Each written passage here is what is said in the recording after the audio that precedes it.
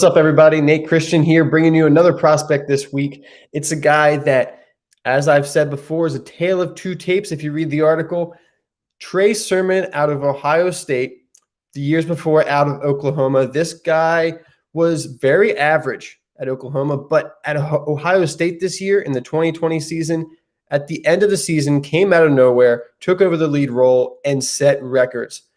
He was instrumental to Ohio State's playoff run. And someone that we're looking at the NFL could play a role, maybe not. Let's dive into the tape and find out. So starting with the measurables, comes in at 6 foot, 213 pounds. You'd love to see that. It's a great NFL frame. Definitely going to have the ability to be tough, show that physicality, and handle carries. And that's one of the things I really like about him. You know, he has that physicality, and we'll get into that later. So as I said, he started at Oklahoma, played there for 3 years, and then was a grad transfer to Ohio State. And while at Oklahoma, he had about 2,000 rushing yards. And then at Ohio State in 2020, had 870. And actually was his most productive year as he averaged 7.5 yards per carry. At Oklahoma, it was more like around 6.5 yards per carry. So we'd like to see the improvement there. But was it the scheme? Was it the offense, which was holding him back in Oklahoma? Or was it the Ohio State scheme and offense that really let him shine? What kind of player is he when we break into the tape?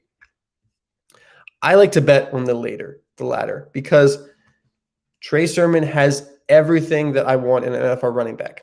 He has the athleticism. He has the burst. He has the contact balance. He has the physicality, the vision, the patience, and a little bit of receiving upside. I like the all-around skill set he brings and think he can play a pretty productive role in the NFL for your fantasy team and for whatever team selects him. One of my favorite things about him is he is like a train engine once he starts moving. 6 foot, 213 pounds. He plays heavier than his size. He is physical. He runs over people. He's not scared of contact. He is more than willing to put his shoulder into people and run them over. And the thing is, once he hits someone, he's not going down. He often brings his balance back up. He gets back up on the field and runs and gets those extra yards that we love to see. He's a physical runner. He might not have the longest career, but he is going to be a punisher while he's on the field. Going forward, he has some injury concerns, but at the same time, this guy had less than 500 total touches throughout his college career. So if you're looking for someone to just burn out in their first contract, those 4 years, this guy could be your guy. An NFL team might look at Trey Sermon and say, hey, we need this guy for 4 years. He can be physical. He can bring a level of excellence we want to our NFL team. And they can draft him and just run him to the ground in 4 years. And they'll probably get a very good, productive back, maybe not an elite running back to the next level, but he can be more than productive and be a RB2 probably for your fantasy leagues. Something I really enjoy about watching Trey Sermon tape at the end of his college career is something clicked for him halfway through the 2020 season with Ohio State. He transitioned from a plotter kind of running back to someone whose patience behind the line of scrimmage was just incredible. And his vision just opened up running lanes. Before, he was very hesitant behind the line of scrimmage. He didn't, turn the ball upfield when he needed to. But with Ohio State, those running lanes started to open up. He started gaining some confidence. And we could see him sit behind the line of scrimmage, sift through the linebackers and the defenders, manipulate them with his eyes, and then cut it upfield, get those big gains, get to the second level. Now, there are some things that come with Trey Sermon. As I said, a tale of two tapes. People are going to knock his receiving ability. They're going to knock his production. They're going to knock the fact that he's not the greatest athlete in the world. But he has the athleticism you need for the NFL. He's not going to be a great athlete, but he has more than enough. He has the burst. He has speed to get those big carries. Maybe not to finish off the 80-yard runs, but he's going to get those 50, 60-yard runs and get down the field. Now, his slashing running style. Now, if you don't know what that means, it means he's moving around, he's turning it upfield. I like to compare him to Chris Carson. If you can just imagine how Chris Carson runs, that's how Trey Sermon runs. And I don't know if Trey Sermon can be the next Chris Carson, but if he gets that confidence and he gets in the right running scheme, like a zone scheme, then we could see a Chris Carson type player with the receiving upside, with that power in the run game, inside, outside. Like I love it. I'm just saying I'm a big fan of Trey Sermon. He's my running back 5 right now. Let's take a look at the tape here.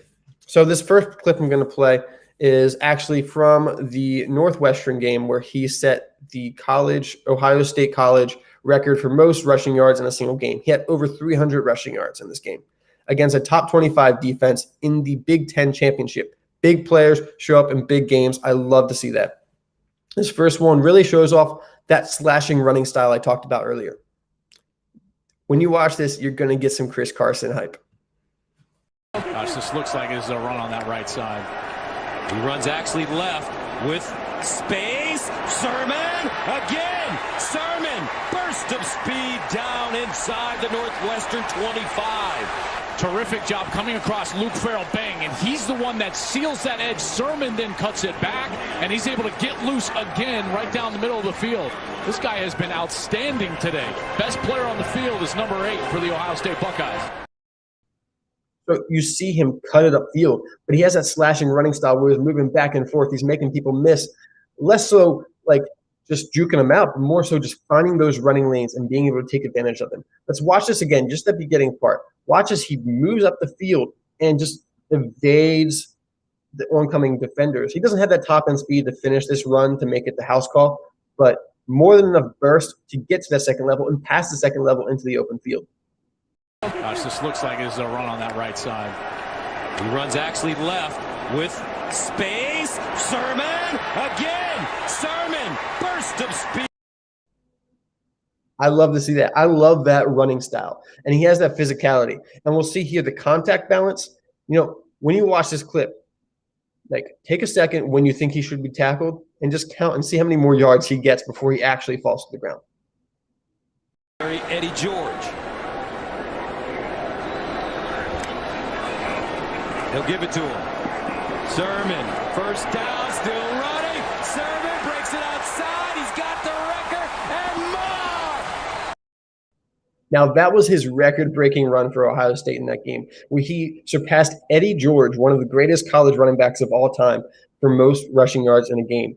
Trey Sermon may not be the most productive running back in his college career, but the end of his stretch with Ohio State this year was one of the most productive stretches in college history. It was only 2 or 3 games, but if we get those 2 or 3 games, that Trey Sermon at the next level, he could be an incredible value in all of your rookie drafts. Now, if we get the Trey Sermon we saw at Oklahoma or even at the beginning of his Ohio State career, yeah, he might not make a huge impact, but the chance that he is that Trey Sermon that we saw at the end of the season, that is just so much upside I'm rooting for.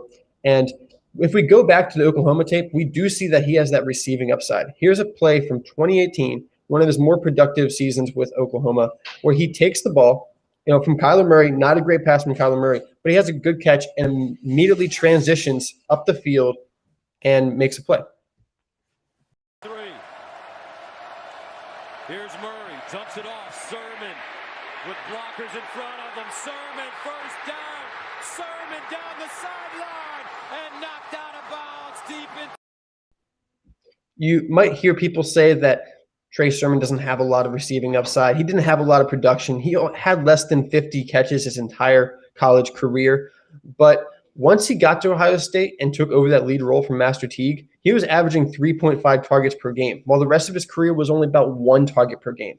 So maybe it's not that he isn't able to catch the ball out of the backfield. Maybe he just wasn't being used in that role. It's kind of this whole pattern with Trey Sermon. We're not really sure what we're going to get the next level, but just betting on that upside, the Trey Sermon we saw at the end of the year, it's just too good to pass up at the end of your second and middle of your third round of your rookie draft. I mean, you have to bet on this guy. And he could be very landing spot dependent. And speaking of landing spots, he's going to probably go early day 3. There's a chance he sneaks into the 3rd round if a team really likes his running style. But a landing spot that I love for him, and before Chris Carson signed, I would have loved to see him go to the Seahawks. As I've said, I think he's a Chris Carson-esque player. But with Chris Carson re-signing there, I think there's not too much chance that they draft someone in the middle rounds if they draft anyone in the late rounds. But they already have so many running backs. So at a more realistic landing spot, I think the Atlanta Falcons would be a great spot for Trey Sermon. Arthur Smith, it was the offensive coordinator of the Tennessee Titans, and they run a lot of zone blocking. The Falcons also ran a lot of zone blocking before Arthur Smith, so I think that's going to be easy transition for them. They will continue to run a zone blocking scheme. And we've seen a lot of runners do well in that blocking scheme, especially under Arthur Smith, sorry. And I think Trey Sermon brings that physicality that a guy like Arthur Smith is going to look for. He had Derrick Henry. Trey Sermon is certainly no Derrick Henry, but he has that physicality, has that ability to take it up the field. And I think Trey Sermon could be a great fit with the Atlanta Falcons. They did just sign a player, a running back. They'd signed Mike Davis, but I'm not worried about Mike Davis's productivity, for the entire season or going forward. He's going to be a committee back with the Atlanta Falcons. I'm sure they will draft someone. I don't think Ito Smith or Brian Hill is the answer. So Trey Sermon and Mike Davis would make a great 1-2 punch for the Atlanta Falcons. Watch out for that one. I could see that one. That could work out really nice. But that's all for today's prospect, Trey Sermon. Make sure to follow me on Twitter at NateNFL, as well as Dynasty Owner at Dynasty_owner. We'll be bringing you plenty of top-notch content throughout the offseason because Dynasty Fantasy Football never stops. Until next time.